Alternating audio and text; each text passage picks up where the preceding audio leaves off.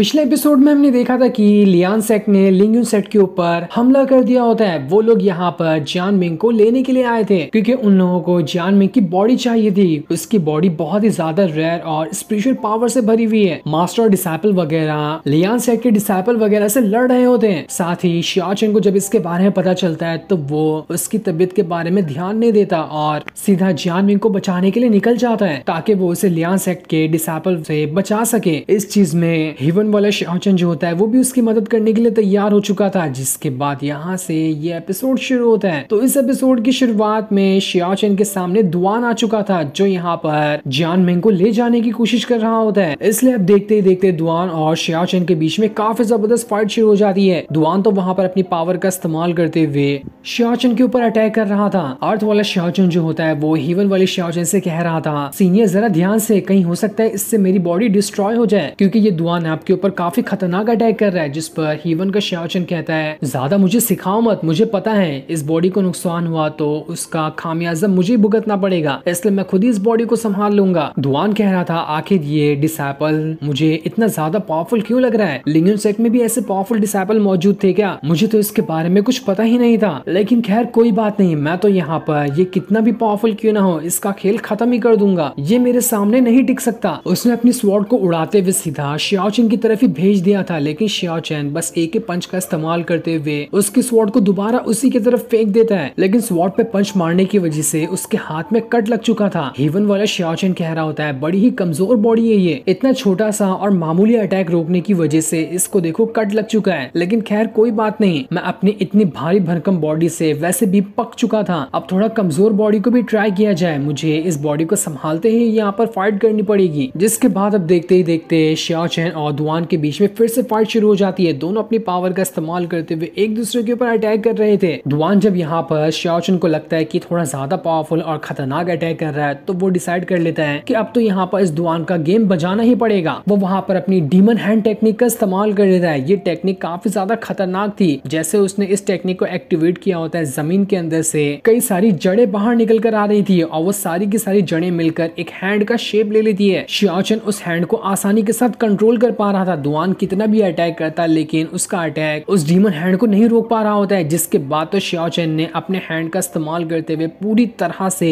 दुआन को जकड़ लिया था। शियाओ चेन कह रहा होता है, अरे यार तुम तो इतनी मामूली सी टेक्निक में फंस गए। तुम्हें पता है जो मेरा असल लेवल है ना, सुप्रीम वाला, उसकी सबसे लोवेस्ट वाली ये टेक्निक है डीमन हैंड। यार तुम तो इसको भी ठीक तरह से झेल नहीं पाए। पर खैर कोई बात नहीं, तुम्हें खुश होना चाहिए कि तुम दुनिया के पहले इंसान बने जिसने मेरी सुप्रीम टेक्निक को थोड़ा सा टेस्ट किया। तुम पहले इंसान हो जिसके ऊपर मैंने इस डीमन हैंड टेक्निक का इस्तेमाल किया है। दुआन समझ चुका था कि ये कोई मामूली डिसाइपल नहीं है, ये जरूर कोई और बंदा है जिसने अपना भेस बदला हुआ है। कोई नॉर्मल डिसाइपल मेरे को इतना खतरनाक तरीके से नहीं जकड़ सकता। शियाओ चेन कह रहा होता है, अफसोस कि तुम नहीं जान पाओगे कि मैं असल में हूँ कौन। जिसके बाद वो उसी डीमन हैंड वाली मुट्ठी को दबा देता है, जिस वजह से तो टमाटर की तरह दुआन वहां पर पचक चुका था। इसके बाद शियाओ चेन कह रहा होता है, अरे यार ये बॉडी सच में बहुत ज्यादा कमजोर है। इतनी सी फाइट में ये कितनी ज्यादा इंजर्ड हो चुकी है, न जाने मैं इतनी कमजोर बॉडी को लेकर क्या दोबारा मैं हीवन में जा पाऊंगा। लेकिन चाहे कुछ भी क्यों ना हो जाए, मुझे हीवन में दोबारा वापस तो जाना ही है। इसलिए चलो अब बारी आ चुकी है थोड़ी बहुत कल्टीवेशन की प्रैक्टिस करने की, ताकि मैं इस बॉडी को थोड़ा सा मजबूत बना सकूं। जिसके बाद वो आसपास के पेड़ को ही अटैक करने लगता है। लेकिन उसने अपने दिमाग में ये इमेजिन किया हुआ था कि वो अब भी हीवन के अंदर मौजूद है, बिल्कुल खुले आसमान के बीच में, और वहां पर उसके ऊपर कई सारे दुश्मन लोग अटैक करते जा रहे हैं और वो अपनी पावर का इस्तेमाल करते हुए सारे के सारे दुश्मनों को मार रहा होता है। लेकिन ये सिर्फ उसकी इमेजिनेशन थी। रियल वर्ल्ड में तो वो अब भी उसी जंगल में मौजूद था जहां पर उसने दुआन की जान ली थी। वो इधर उधर के और आसपास के पेड़ों पर ही अटैक कर रहा होता है, उन्हें दुश्मन मानते हुए। तब अर्थ वाला शियाओ चेन हीवन वाले शियाओ चेन से कह रहा होता है, अरे आप यहाँ पर इतना ज्यादा टाइम पास क्यों कर रहे हैं? देखो यहाँ पर जियान मिंग गायब हो चुकी है। इस दुआन के पास जियान मिंग नहीं थी तो असल में वो कहाँ गई, हमें उसे ढूंढना पड़ेगा। हीवन वाले शियाओ चेन कह रहा है, जा रे मेरा दिमाग मत खराब कर, मेरा काम था इस दुआन को हराना जिसे मैंने हरा दिया। अब वो गुम गई तो उसका मैं अचार डालूं, जाके खुद ही ढूंढ लेना उसे। ऊपर से तेरी इतनी घटिया बॉडी की हल्का सा प्रैक्टिस करने में भी इसकी हालत खराब हो रही है। इसलिए दोबारा से वो आसपास जितने भी पेड़ लगे होते हैं उन सभी को अटैक करते हुए तोड़ना शुरू कर देता है। तभी वहां से फायरी और उसके बाकी डिसाइपल का गुजर होता है। वो लोग यहाँ पर शियाओ चेन को ऐसी हरकत करते हुए देख लेते हैं। साथ ही उन्हीं के पास जियान मिंग भी थी। शियाओ चेन को पेड़ के साथ फाइट करते हुए फायरी भी सोच रहा होता है कि अरे बड़ा ही बगलोल आदमी है, इसको कोई इंसान नहीं दिख रहा क्या जो ये खुद ही पेड़ के साथ ही चिपक गया। फायरी अपने एक डिसेबल से कहता है, ए जा रहे इसको मार जरा। तब इसे पता चलेगा कि पेड़ से फाइट करने के साथ कुछ नहीं होगा, इंसान से फाइट करने में असल ताकत का पता चलता है। तो वहीं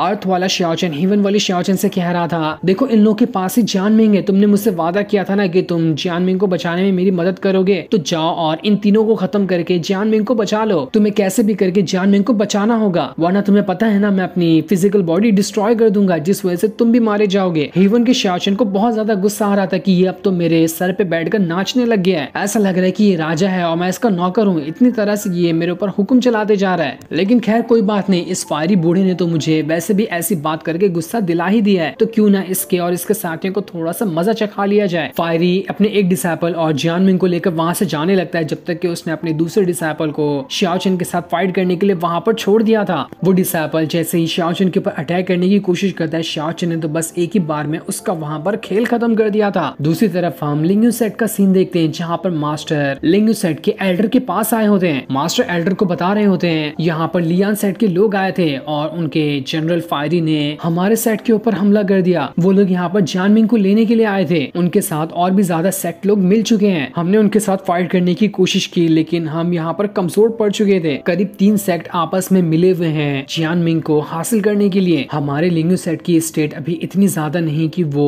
तीनों के तीनों सेट का मुकाबला कर सके। मैंने जियानमिंग को शाओचन के पास भेज दिया है, वो उसका ख्याल रख रही है, लेकिन मास्टर को नहीं पता होता है कि असल में जियानमिंग तो लियान सेट वालों ने उठाकर उसे ले गया है, जिसे बचाने के लिए शाओचन भी वहां पर मौजूद है। मास्टर को तो अब भी लग रहा था कि वो अभी भी कमरे के अंदर शाओचन का ख्याल रख रही होगी। ये सारी बात सुनकर तो एल्डर भी परेशान हो रहे थे कि आखिर इन सेक्ट वालों को जियानमिंग असल में क्यों चाहिए। दूसरी तरफ फायरी और दूसरे डिसाइपल को पता चल जाता है कि उनका जो तीसरा डिसाइपल था जिसे उसने शाओचन के साथ फाइट करने के लिए भेजा था, वो मर चुका है। ये देखकर दूसरा वाला डिसाइपल बहुत ही ज्यादा गुस्सा हो चुका था कि आखिर शाओचन की हिम्मत कैसे हुई मेरे एक साथी की जान लेने की, अब तो मैं उसे नहीं छोड़ूंगा। इसलिए दूसरा वाला डिसाइपल अपनी स्वॉर्ड की पावर को एक्टिवेट करते हुए शाओचन के पास जाने के लिए निकल जाता है, ताकि वो उसे मारकर सबक सिखा सके। इधर मास्टर जो होते हैं एल्डर को बता रहे होते हैं, मैंने फायरी के साथ थोड़ी फाइट की, उसके साथ मैंने पहले भी फाइट की है, लेकिन पहले वो इतना पावरफुल नहीं था, पर अब वो बहुत ज्यादा पावरफुल हो चुका है। साथ ही खाली वो ही नहीं, उसके सेट के जितने भी डिसाइपल है ना, पहले से काफी ज्यादा पावरफुल हो चुके हैं। न जाने वो किस तरह के टेक्निक का इस्तेमाल कर रहे हैं कल्टीवेशन करने के लिए। एल्डर बताते हैं उन लोगों ने काफी सीक्रेट तरीका ढूंढा है खुद को पावरफुल बनाने का। उन लोगों के फायर की पावर वॉल्केनो के अंदर से मिलती है। वॉल्केनो के अंदर जाकर जो दहकता हुआ लावा रहता है, उसके अंदर वो लोग कल्टीवेशन करते हैं। इस कल्टीवेशन को करने के दौरान हजारों डिसाइपल जलकर मारे भी जाते हैं, लेकिन उनमें से जो बचता है वही यहाँ पर उनके लियान सेट में ज्वाइन होता है। इसलिए तुम अंदाजा लगा ही सकते हो कि उनके डिसाइपल कितने ज्यादा खतरनाक होंगे। इसलिए जल्दी कोई भी सेट उनसे पंगा लेने के बारे में नहीं सोचता। दूसरी तरफ शाओचन ने दूसरे वाले डिसाइपल का भी गेम बजा दिया था। ये देखकर फायरी कह रहा होता है, मुझे समझ नहीं आ रहा कि आखिर तू है कौन, तू तो काफी ज्यादा पावरफुल लग रहा है तेरे बाकी सेट के डिसाइपल में। देख मुझे यहाँ पर गुस्सा मत दिला और सच सच अपनी सच्चाई बता दे, वरना तेरे लिए अच्छा नहीं होगा। शाओचन कह रहा होता है, मैंने तो अभी कुछ किया ही नहीं, पहले मेरी असल पावर तो देख लो, उसके बाद मुझे जज करना कि मैं बाकी डिसेबल जितना पावरफुल हूँ भी या फिर नहीं। क्या कहते हो जाए दो हाथ। फायरी कह रहा होता है, बच्चे औकात से ज्यादा पावरफुल बंदे से ना चैलेंज नहीं लिया जाता, लेकिन अब तूने ले लिया है तो अंजाम भुगतने के लिए तैयार हो जा। जिसके बाद अब देखते ही देखते फायरी और शाओचन के बीच में फाइट शुरू हो गई होती है। दोनों की फाइट काफी ज्यादा जबरदस्त थी। वो दोनों अपनी पावर का इस्तेमाल करते हुए एक दूसरे के ऊपर अटैक कर रहे होते, लेकिन लियान सेट के डिसाइपल जब इतने पावरफुल थे तो उनका जर्नल तो उनसे भी ज्यादा पावरफुल होता है। उसकी पूरी बॉडी फायर प्रूफ थी, कितने भी फायर उसके ऊपर क्यों न लग जाए उसके ऊपर फायर का असर ही नहीं होगा, क्योंकि उसने खुद की कल्टीवेशन ही उबलते हुए। वो शाओचन से कह रहा होता है, बच्चे अब मैं तुझे दिखाता हूँ कि असल में फायर ना किसे कहते हैं। जिसके बाद उसने अपनी पावर का इस्तेमाल करते हुए आसपास एक फायर रिंग बना दिया था। उसके अंदर से बहुत ही भयंकर तरीके की फायर बाहर निकल रही थी। इस वजह से अब तो शाओचन यहाँ से बाहर भी नहीं निकल सकता, वो पूरी तरह से घिर गया होता है। फायरी कह रहा होता है, बच्चे अब बचकर कहाँ जाएगा, अब बचकर दिखाना हिम्मत है तो। जिसके बाद वो शाओचन के पास ही आ जाता है और देखते ही देखते दोबारा से इन दोनों के बीच फाइट शुरू हो जाती है। उस फायर रिंग के अंदर से कई सारे बीस्ट बाहर निकलकर शाओचन के ऊपर अटैक करने की कोशिश कर रहे थे। शाओचन बड़ी मुश्किल के साथ उन फायर रिंग से और बीस्ट वगैरह से बच रहा होता है। वो चाहता तो यहाँ पर अपनी पूरी पावर का इस्तेमाल कर लेता, लेकिन उसकी जो बॉडी जिसके अंदर वो अभी मौजूद है वो उतनी ज्यादा पावरफुल नहीं है। इस वजह से वो अपनी पावर का इस्तेमाल नहीं कर पा रहा होता है। उसे काफी मुश्किलों के साथ इस बॉडी को भी बचाना था और इन बदमाशों से भी बचना था। इसलिए वो कह रहा होता है, भाड़ में गई जियानमिंग, मैं तो जा रहा हूँ अपनी इस बॉडी को लेकर यहाँ से। तब स्पिरिचुअल वर्ल्ड के अंदर अर्थ वाला जियानमिंग हेवन वाले जियानमिंग को पकड़ कर कह रहा रहा होता है, सीनियर ये आप क्या कह रहे हो, आपने मुझसे वादा किया था ना कि आप जियानमिंग को छोड़कर नहीं जाएंगे, चाहे कुछ भी क्यों ना हो जाए आपको यहाँ पर रुकना ही होगा, आपको जियानमिंग को बचाना है। शियाओशन कह रहा था तुम पागल हो गए हो, अपनी बॉडी को तो देखो, कितनी ज्यादा कमजोर बॉडी लेकर बैठे हो और मुझ पे हुक्म चला रहे हो। नहीं, मुझसे ये नहीं होगा, तुम्हारी बॉडी पक्का इस फायर के अंदर जल जाने वाली है, इसलिए मुझे यहाँ से जाने दो वरना मैं तुम्हें यहाँ पर नहीं छोड़ूंगा। शियाओशन बड़ी मुश्किल के साथ उन फायर और फायर बीस्ट से लड़ रहा होता है। वो काफी ज्यादा अपनी हिम्मत भी हार चुका था। जैसे वो वहाँ से भागने की कोशिश करता है, अर्थ वाला जियानमिंग दोबारा उसे पकड़ लेता है कि नहीं, आप यहाँ से नहीं जा सकते, आप जब तक जियानमिंग को नहीं बचाएंगे तब तक आप यहाँ से नहीं जा पाएंगे, मैं आपको जाने नहीं दूंगा, जबरदस्ती आपने जाने की कोशिश की तो मैं, याद है ना, इस बॉडी को डिस्ट्रॉय कर दूंगा। तब भी हीवन वाला शियाओशन नहीं सुनने वाला था, वो वहाँ पर पकड़ के रखता है हीवन वाले शियाओशन को। इसलिए हीवन वाला शियाओशन अर्थ वाले शियाओशन को मारना शुरू कर देता है। फारी ये देखकर हैरान था कि अरे ये गधा अपने आप में ही क्यों लड़ाई कर रहा है। उसे नहीं दिखाई दे रहा था कि असल में ये लोग स्पिरिचुअल वर्ल्ड के अंदर फाइट कर रहे हैं। जिसके बाद फायरी कहता है बस बहुत हो गया तुम्हारा नाटक, अब मरने के लिए तैयार हो जाओ। जिसके बाद उसने वहां पर अपने फायर ड्रैगन को समन कर लिया था। वो ड्रैगन बहुत ही ज्यादा खतरनाक और पावरफुल दिखाई दे रहा होता है। बेचारा शियाओशन पहले ये इस फायर रिंग के अंदर घिरकर परेशान था, ऊपर से फायर ड्रैगन भी यहाँ पर आ गया। वो कह रहा होता है मैंने जल्दी कुछ नहीं किया तो ये बॉडी तो बस समझो कि खत्म ही होने वाली है, ये फायरी बहुत ज्यादा पावरफुल है, मैं अभी तो इसका मुकाबला नहीं कर सकता इस बॉडी को लेकर। तब इस चीज को देखकर शियाओशन वहां पर वापस अपने डीमन हैंड को समन कर लेता है। उसने एक नहीं बल्कि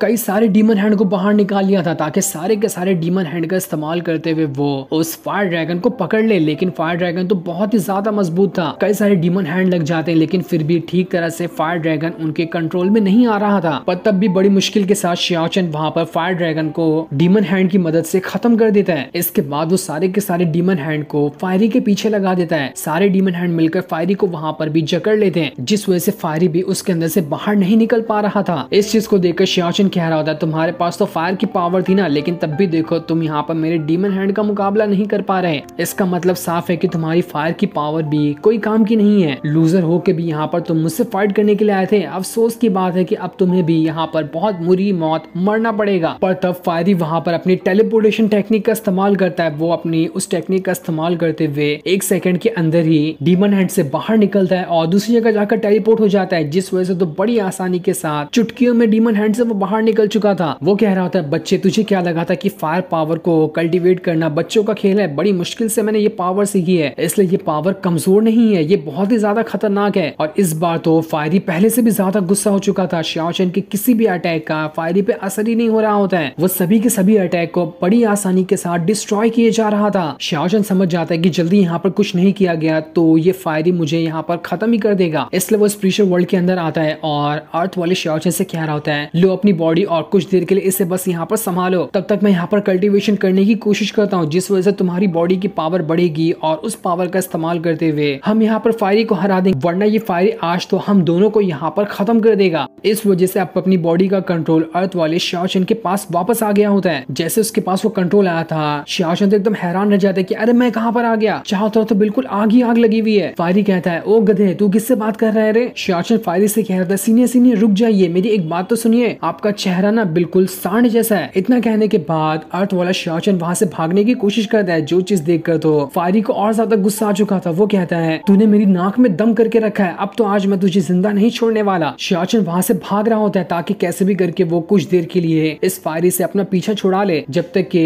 हीवन वाला शियाओशन कल्टीवेशन करते हुए उसकी बॉडी को पावरफुल बनाने की कोशिश करेगा। लेकिन फायरी बहुत ज्यादा खतरनाक था। जब हीवन वाला शियाओशन भी बड़ी मुश्किल से उसका मुकाबला कर रहा था तो इस शियाओशन की क्या ही औकात है, वो वहां पर जरा सा भी नहीं टिक पा रहा होता है, बस इधर उधर भागकर अपनी जान बचा रहा था। वो कह रहा था सीनियर यार जल्दी से ब्रेक थ्रू कर ले, वरना मुझे नहीं लगता कि मैं ज्यादा देर तक इस फायरी से बच पाऊंगा, ये मेरा अभी गेम बजा देगा। फायरी तो ऐसे ऐसे खतरनाक अटैक कर रहा होता है जिस वजह से आधा से ज्यादा जंगल जल चुका था। उसके फायर की पावर की वजह से वो कैसे भी करके आज यहाँ पर शियाओशन को जिंदा नहीं छोड़ना चाहता है। दूसरी तरफ एल्डर फैंग जो होता है अपने पूरे के पूरे साथियों के साथ मास्टर और दूसरे वाले एल्डर के पास आकर पहुंच चुका था। वो सभी यहाँ पर उन लोगों को मारने के लिए आए होते हैं। ये देखकर तो मास्टर और एल्डर भी हैरान थे कि आखिर इस एल्डर फैंग को क्या हुआ, ये यहाँ पर अपने साथियों को क्यों लेकर आया है। एल्डर फैंग कह रहा था बस बहुत हो गया, तुम लोगों ने बहुत चला लिया लिंगलिंग सेक्ट को, अब मेरी बारी है, मैं चलाऊंगा इस लिंगलिंग सेक्ट को, देखता हूँ कि तुम लोग मेरा क्या ही उखाड़ लेते हो। दूसरी तरफ फायरी जैसे अपनी डिवाइन स्पिरिट को बाहर निकालते हुए शियाओशन के ऊपर अटैक करने के बाद उसकी जान लेने की कोशिश करता है, तभी बिल्कुल परफेक्ट टाइम पे हीवन वाले शियाओशन ने अपना कल्टीवेशन करते हुए ब्रेक थ्रू कर लिया था, जिस वजह से वो बॉडी पावरफुल बन गई होती है। और जैसे उसके पास पावर आई थी वो 1 सेकंड के अंदर फायरी की जो डिवाइन स्पिरिट होती है उसे अपने अंदर ही एब्जॉर्ब कर जाता है। इतनी बड़ी और पावरफुल स्पिरिट 1 सेकंड के अंदर वहां पर एब्जॉर्ब हो चुकी थी। शियाचन ने अपने 3rd लेवल को ब्रेक थ्रू किया था। ये देखकर तो फायरी भी दंग रह चुका था कि अचानक से इसे क्या हुआ, इसने तो मेरी स्पिरिट को भी खुद में एब्जॉर्ब कर लिया। शियाचन वहां पर सोल ईटिंग थंडर टेक्निक का इस्तेमाल करते हुए एक बहुत ही खतरनाक वाला अटैक फायरी के ऊपर कर देता है, जिस वजह से तो फायरी की हालत पूरी तरह से खराब हो चुकी थी। और अब जाकर ऐसा लग रहा होता है कि यहाँ पर फायरी का खेल खत्म हो चुका है। तभी वहां पर कुछ लिंगुइन सेक्ट के डिसाइपल आने लगते हैं। वो लोग देखकर हैरान थे कि अरे ये कौन सा बंदा है मास्क वाला जिसने तो इस फायरी का खेल खत्म कर दिया। शियाचन उन सभी को डराकर भगा देता है कि क्या मैं तुम्हारा भी खेल खत्म करूं, निकलो यहाँ से और किसी को मत बताना कि यहाँ पर क्या हुआ था। पर तभी फायरी फिर से होश में आ जाता है, क्योंकि वो वहां पर मरा नहीं था बल्कि कुछ देर के लिए बेहोश हुआ था। और होश में आने के बाद वो दोबारा से बचकर अपनी जान बचाकर वहां से भाग निकलता है, ताकि बाद में आकर वो शियाचन से बदला ले सके। जिसके बाद शियाचन हीवन वाला वहां से जाने लगता है। अर्थ वाला शियाचन उससे कह रहा होता है, तुमने कहा था ना कि तुम जियानमिंग को बचा लोगे, तो क्या वो बच गई है? जिस पर हीवन वाला शियाचन कह रहा होता है, वो बच गई है, जाके देखना है तो उसे देख सकते हो। इसलिए अर्थ वाला शियाचन जल्दी से जियानमिंग के पास आता है, जो कि अभी भी बेहोश होती है। वो उसे देखते हुए हीवन वाले शियाचन से कह रहा होता है, हमेशा जियानमिंग का ख्याल रखना, उसे कोई आँच नहीं आनी चाहिए। तुमने मुझसे वादा किया था ना कि तुम जियानमिंग का ख्याल रखोगे, तो तुम्हें हमेशा उसका ख्याल रखना। जिसके बाद अब देखते ही देखते अर्थ वाला शियाचन वहां पर डिसअपियर होने लगता है, क्योंकि 2 बंदे एक बॉडी को नहीं चला सकते थे, इसलिए उस बॉडी का पूरा कंट्रोल हीवन वाले शियाचन के पास आ चुका है। और अर्थ वाले शियाचन की जो सोल है वो हमेशा के लिए खत्म हो चुकी है। बस उसकी जो यादें हैं वो अब हीवन वाले शियाचन के अंदर चली जाएगी। वो 2 बंदों की यादों को तो कंट्रोल कर सकता है, लेकिन आज से अर्थ वाले शियाचन का खेल हमेशा के लिए खत्म हो चुका है। सिर्फ हीवन वाला ही शियाचन बचा रहेगा आपसे। लेकिन जैसे ही अर्थ वाले शियाचन के गायब होने के बाद हीवन वाला शियाचन जियानमिंग के पास आता है, उसे पता चलता है ये तो जियानमिंग है ही नहीं बल्कि कोई मॉन्स्टर है जिसने जियानमिंग का रूप ढाला हुआ था। ये देखकर वो हैरान रह जाता है कि अरे किसने तो मुझे यहाँ पर बेवकूफ बना दिया, असली वाली जियानमिंग कहाँ पर है? तभी उसे किसी की आवाज सुनाई देती है जो हंसते हुए कह रही थी, जियानमिंग मेरी है, तुम मुझसे उसे नहीं हासिल कर पाओगे। जो सीन दिखाते ही ये एपिसोड यहीं पर एंड हो जाता है। Thanks for watching.